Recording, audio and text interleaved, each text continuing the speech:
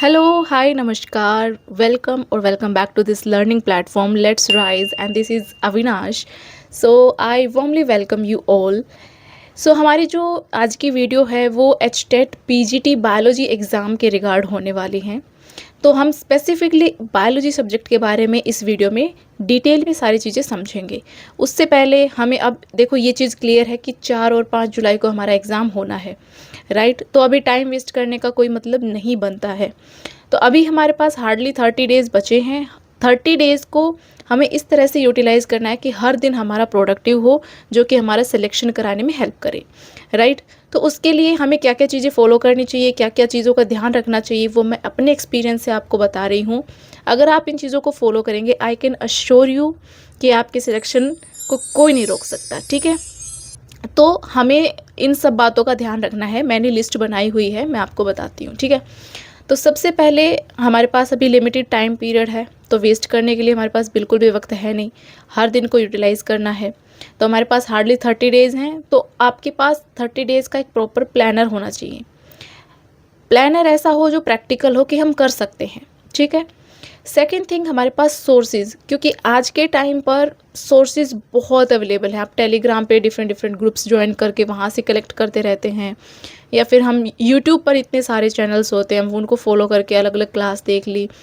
मतलब अबंडेंस में हमारे पास आज के टाइम पे कंटेंट अवेलेबल है।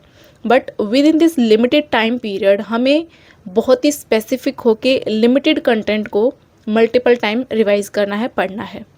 अब इसमें देखो दो तरह के स्टूडेंट्स होते हैं। पहले होते हैं जो फ्रेशर्स, जो फर्स्ट टाइम देने वाले हैं, जिनको कुछ आइडिया नहीं है कि कैसे शुरू करें, कहाँ से शुरू करें, क्या पढ़े क्या ना पढ़े। चलो एक्सपीरियंस के लिए ही दे के आते हैं, एक बार होता है तो ठीक है, नहीं अगली बार अच्छे से तैयारी करके देते हैं, है ना।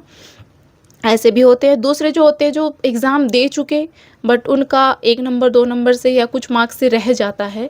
सो उनके लिए भी यहाँ पर कुछ आपको एडवाइस या फिर बोल सकते हैं कि कुछ टिप्स मैं आपको बता सकती हूँ। अगर आप फॉलो करना चाहें तो ज़रूर करिएगा, क्योंकि ये आपको सिलेक्शन दिलाने में बहुत हेल्प करेंगी, ठीक है।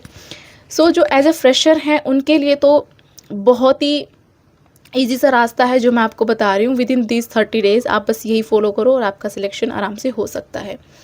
क्योंकि जो फ्रेशर हैं वो इधर उधर की चीज़ों को ना ध्यान दे के जो ये बताया जा रहा है सिर्फ इसी पर ध्यान दें, ठीक है। और जो इधर उधर से बहुत सारा कंटेंट पढ़ चुके होते हैं उनके लिए डिसाइड करना बहुत मुश्किल हो जाता है कि हम स्पेसिफिकली कौन सा फॉलो करें। तो सबसे पहली बात कि आप यूट्यूब पर पढ़ रहे हैं तो आप कोई स्पेसिफिकली एक चैनल को फॉलो करें एंड पूरी शिद्दत के साथ जो वो करवा रहे हैं डेली अपना वही फॉलो करके अपना डेली का टारगेट सेट करके वो अचीव करें। दूसरा, NCERT is very very must. NCERT में भी आपको एक चीज़ ध्यान रखनी है, क्योंकि जो हमारा सिलेबस दिया हुआ है एचटेट का, उसमें हमारा जो पुरानी एनसीईआरटी का सिलेबस है वो कंप्लीट दिया हुआ है। एंड अभी जो एनसीईआरटीज़ आ रही हैं उसमें कुछ एक चैप्टर्स हैं जो डिलीटेड हैं एंड कुछ चैप्टर्स में से कुछ कंटेंट है जो कि हटा दिया गया है, लेकिन हमें सारा का सारा पढ़ना है। तो प्रेफर करें जो पीछे जो जो पुरानी एनसीईआरटीज़ हैं उनको आप फॉलो करें, उसमें पूरा सिलेबस पूरा कंटेंट गिवन है अच्छे से। एनसीईआरटी को कैसे पढ़ना है वो भी मैं आपको एक अलग सी वीडियो में बताऊंगी, ठीक है। एंड इसके साथ साथ आपको प्रीवियस ईयर क्वेश्चंस लगाने हैं। क्यों लगाने हैं? क्योंकि इससे ये पता चलेगा कि क्वेश्चन किस तरह से फ्रेम किए जा रहे हैं एग्ज़ाम में। आज से 3-4 साल पहले वन लाइनर यानी कि वन वर्ड आंसर होता था कि क्वेश्चन आया, वन वर्ड में आपको आंसर देना है। बट अब टाइम के साथ साथ एग्ज़ामिनर इस पैटर्न में इंटरेस्टेड नहीं रहे कि वन वर्ड में आंसर दो या वन लाइनर में आंसर दो। अब वो कॉन्सेप्ट में ज़्यादा घुसते हैं and statement based question, assertion reasoning वाले questions and match the following, मतलब वेराइटी ऑफ क्वेश्चंस जो आजकल हर एग्ज़ाम में ट्रेंड चल रहा है उसके अकॉर्डिंग बन रहा है। तो हमें कंसेप्ट क्लैरिटी होनी बहुत ज़रूरी है एंड वो क्वेश्चंस देखने बहुत ज़रूरी हैं।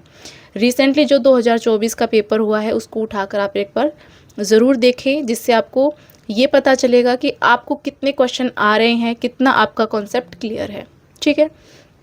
तीसरी चीज़ जो आपको सबसे ज़्यादा ध्यान रखनी है कि टाइम मैनेजमेंट। पेपर में अभी 2024 का जो पेपर हुआ था वो पेपर इतना लेंदी था कि 3 घंटे में वो पूरा पेपर पढ़ पाना, उसके गो थ्रू जा पाना थोड़ा सा मुश्किल हो रहा था, क्योंकि पूरा पेपर ही ऐसे फ्रेम हो रहा था कि फाइंड नोट इनकरेक्ट वाले क्वेश्चंस की इनकरेक्ट कौन सा है, find out one out of this, क्योंकि बायोलॉजी सब्जेक्ट तो है, इसके अलावा जैसे सीडीपी हो गया उसमें भी इस तरह के क्वेश्चंस फ्रेम कर दिए गए थे, इंग्लिश में भी इस तरह के क्वेश्चंस, हिंदी में भी इस तरह के क्वेश्चंस, तो वो थोड़ा सा टाइम कंज्यूमिंग हो जाता है।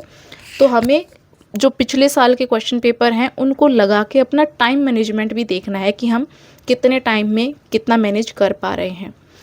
इसके साथ साथ क्वेश्चन प्रैक्टिस मैंने आपको बता दिया है, पीवाईक्यू प्रैक्टिस करने हैं, उसकी इंपॉर्टेंस ये है टाइम मैनेजमेंट और टाइप्स ऑफ क्वेश्चंस हम देख सकें एंड लेवल ऑफ क्वेश्चंस भी हम देख सकें कि किस तरह के क्वेश्चंस फ्रेम हो रहे हैं।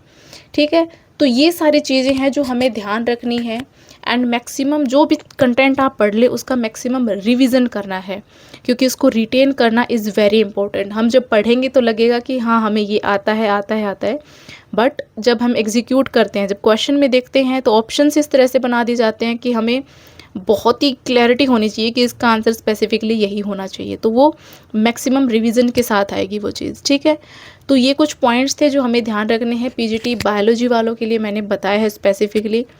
सो आई होप आपको ये सारी चीज़ें बहुत हेल्प करेंगी एंड आपको अपने तैयारी में एक कॉन्फिडेंस ज़रूर देंगी। ठीक है, तो अपनी मेहनत करते रहिए, तैयारी करते रहिए। मिलते हैं अगली वीडियो में एंड यस, आपको कौन कौन से टॉपिक पे या किसके रिगार्ड्स वीडियोस चाहिए आप मुझे सजेशंस दे सकते हैं, नीचे कमेंट सेक्शन आप लोगों के लिए ओपन है। एंड टेलीग्राम चैनल को ज़रूर ज्वाइन कर लीजिएगा एंड चैनल को सब्सक्राइब कर लीजिए अगर आपने नहीं किया है तो, एंड बेल आइकन को भी दबा लीजिए। सो मिलते हैं अगली वीडियो में, till then take care, bye bye, जय हिंद।